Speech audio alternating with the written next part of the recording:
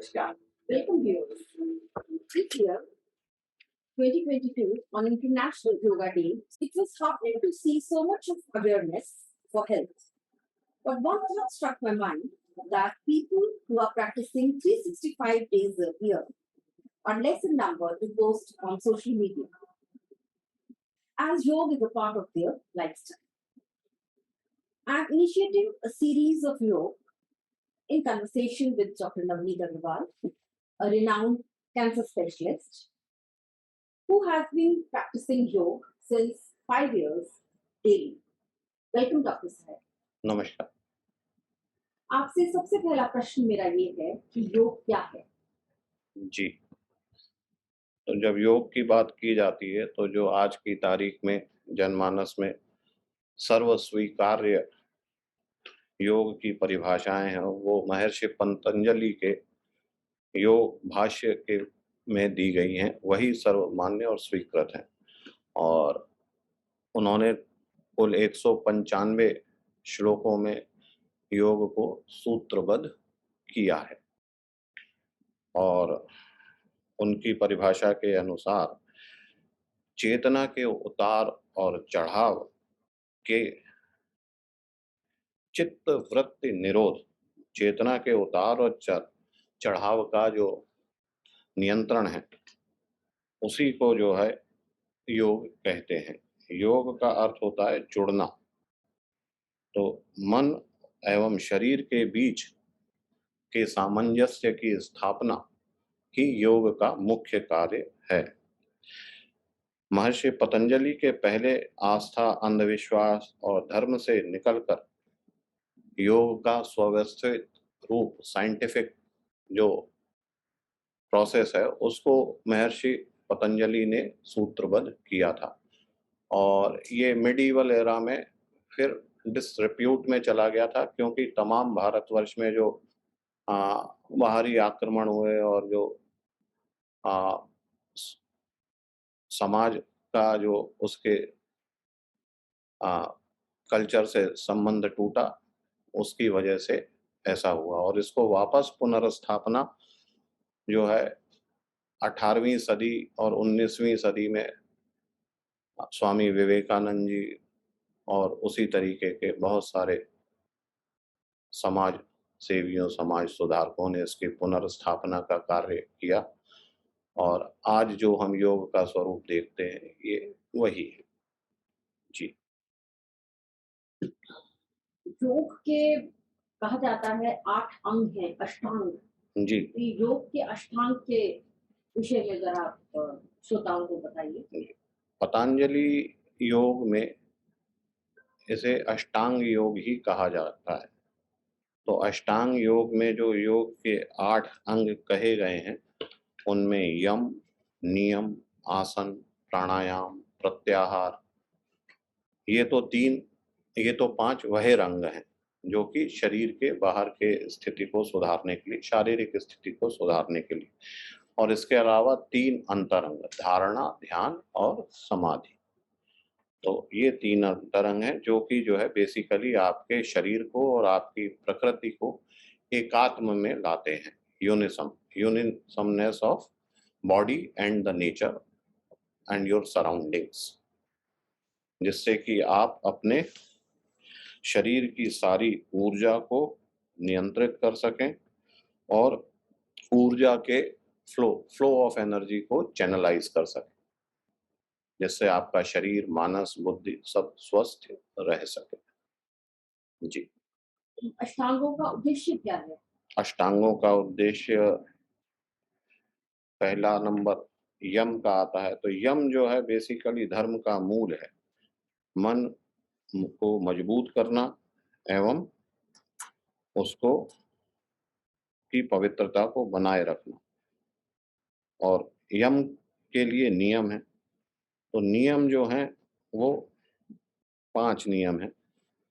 शौच मतलब शरीर की शुद्धता, संतोष, तप, स्वाध्याय, ईश्वर प्राणिधान और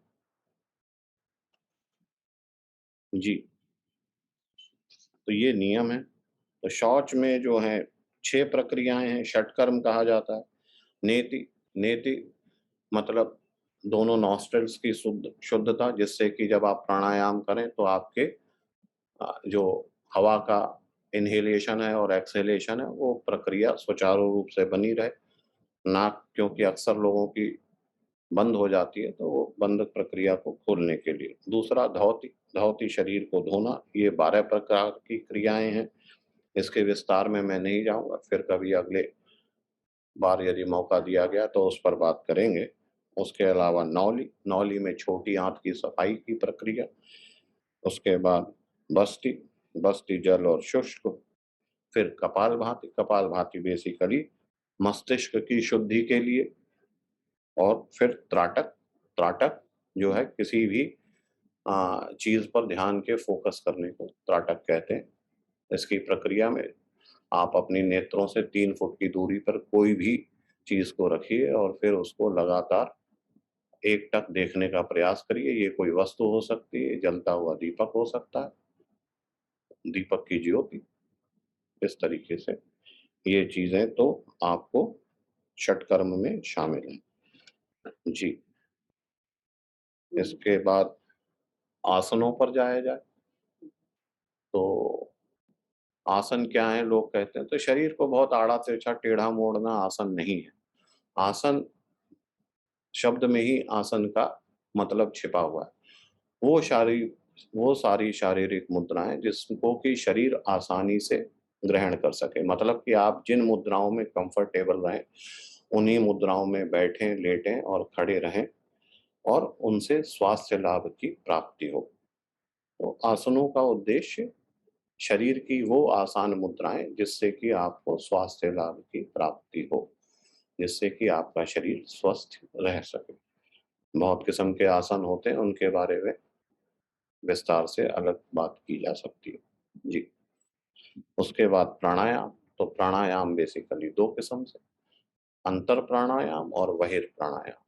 तो ज्यादातर जो प्राणायामों की बात करी जाती है, तो जिसमें एक प्राणायाम की बात ऑलरेडी हमने कपालभाति के बारे में कर ही लिए, जिसका कि अहम उद्देश्य मस्तिष्क की शुद्धता होता है।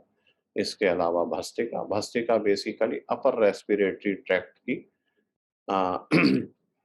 एक्टिविटी के लिए है। अपर रेस्पिरेटरी ट्रैक्ट में नॉस्ट्रल से लेकर गले तक का भाग आता है और अपर चेस्ट, छाती को आप पूरे अपने लंग फील्ड्स को 2 हिस्सों में बांट सकते हैं, एक निपल के ऊपर का हिस्सा और दूसरा निपल के नीचे का हिस्सा। आप एक स्ट्रेट लाइन खींचे, दोनों निपल्स को मिलाते हो तो उसके ऊपर के रेस्पिरेटरी ट्रैक्ट को और नॉस्ट्रल से लेकर उस इलाके की जो एक्सरसाइज है वो भस्त्रिका में होती है, और नीचे की जो एक्सरसाइज है उसमें कपालभाति का अहम योगदान होता है। बेसिकली लंग कैपेसिटी वगैरह को बढ़ाने के लिए इसका उपयोग किया जाता है। इसके अलावा अनुलोम विलोम, अनुलोम विलोम भी एक तरीके से वायु नेति ही कह सकते हैं आप, जिसमें आप एक नॉस्ट्रल से हवा को भीतर लेकर इनहेल करते हैं, दूसरे से एक्सहेल करते हैं और फिर दूसरे से इनहेल करके पहले से एक्सहेल करते हैं। तो ये एक चक्र पूरा होता है। इस तरीके से आप लगातार इस प्रक्रिया को दोहराते रहें तो ये अनुलोम विलोम कहलाता है। इसके अलावा ओम का उच्चारण भी एक किस्म का प्राणायाम ही है। इसके अलावा विभिन्न ध्वनियों का उच्चारण, कई अंतः और बाह्य प्राणायाम है, जो कि अपन कभी भी प्राणायाम की जब बात करेंगे तो विस्तार से इसके बारे में बात प्राणायाम पर की जा सकती है। इसके बाद आता है प्रत्याहार। प्रत्याहार में जो है इंद्रियों को बाह्य प्रवृत्तियों से हटाकर मन की ओर लगाने को प्रत्याहार कहते हैं। और इसके बाद आता है हाँ, अपन शौच के अलावा जो संतोष, तप, स्वाध्याय और ईश्वर प्राणिधान, तो ईश्वर प्राणिधान क्या है ये बात बताना भूल गया था, क्योंकि ईश्वर प्राणिधान में ईश्वर हमको अपने सभी जो कर्म है उनको भक्ति पूर्वक ईश्वर को समर्पित करने को ही ईश्वर प्राणिधान कहते हैं। मतलब हमारा जो कर्मों से जो है जुड़ाव भक्तिपूर्ण समर्पण कर रहे, उसका जो हमारे कर्म है उनका लक्ष्य जो है आज यदि आप उसमें स्वार्थ को जोड़ेंगे तो वो कर्म योग की दृष्टि से उचित नहीं माने जाते हैं। तो निस्वार्थ कर्म ही आप समझ लीजिए कि ईश्वर प्राणिधान है। डॉक्टर साहब जी। तो बिल्कुल ज्ञान का सागर हैं और कुछ प्रश्न पूछने पे ही इतनी सारी जानकारी मिल गई है। तो आज हमने बेसिकली समझा और ये सब लोगों को जानकारी होना बहुत जरूरी है कि योग क्या है, अष्टांग क्या है, अष्टांग के क्या उद्देश्य हैं। और आने वाले वीडियोस में हम आसन जैसे अपन स्टैंडिंग पोजीशन के, सिटिंग के, कुछ लेटने बातें में। और कहना चाहूंगा। जी जरूर जी, बताइए। जी एक तो जो है, जो योग का अहम उद्देश्य है वो जो है पुरुष और प्रकृति। पुरुष मतलब कि पुरुष का मतलब यहाँ पर मेल या फीमेल से नहीं है, जेंडर बायस नहीं है। एनी इंडिविजुअल इज पुरुष। जो अम, धार्मिक व्याख्या है पुरुष की वो ये, हर इंडिविजुअल एक पुरुष है और उसके बाहर उसकी सराउंडिंग्स हैं। तो प्रकृति, सराउंडिंग्स सारी प्रकृति। तो पुरुष और प्रकृति का एकात्मवाद ही योग है और यही आपको स्वस्थ जीवन की ओर लेकर जाता है और यही योग का अहम उद्देश्य है। तो योग मतलब जुड़ना, या योग को सिंपल जो मीनिंग हर आदमी योग का मतलब समझता है, टोटलिंग करना। तो it's the totalling of your purush and prakriti, मतलब your individualness to your surroundings. When you add these two things, that's what is yoga. तो जैसे पुरानी सेइंग है चैरिटी बिगिंस फ्रॉम होम, ऐसे ही peace begins from within.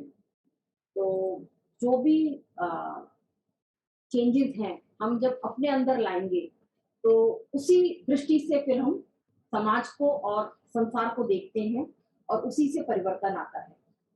तो इसके साथ इसे समाप्त करने से पहले मैं डॉक्टर साहब से ये अनुरोध करूंगी कि योग में जो आप लोग ये चैंट करते हैं, एक संदेश देते हैं, उसको हम बोल देते हैं दर्शकों के लिए। आप बोलिए, मैं उसे रिपीट करूंगी। आधा पेट खा, आधा पेट खा, आधा पेट खा, दूना पानी पी, दूना पानी पी, 3 गुना श्रम कर, 3 गुना श्रम कर, चौगुनी हंसी, चौगुनी हंसी। प्रतिदिन योग प्राणायाम, प्रतिदिन योग प्राणायाम, प्रातःकालीन भ्रमण कर, प्रातःकालीन भ्रमण कर, वर्ष 125 जी, वर्ष 125 जी, या जीवन की अंतिम श्वास तक या जीवन की अंतिम सांस तक स्वस्थ जीवन जी। स्वस्थ जीवन जी। ओम। ओम। जी, नमस्कार। नमस्कार।